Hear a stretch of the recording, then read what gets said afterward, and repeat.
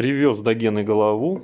На опрессовке сказал Сергей, что все хорошо и голова неплохая, но вот Гена положил свою линейку и говорит, не все тут так и хорошо. Вот этот звук, это ее кривизна.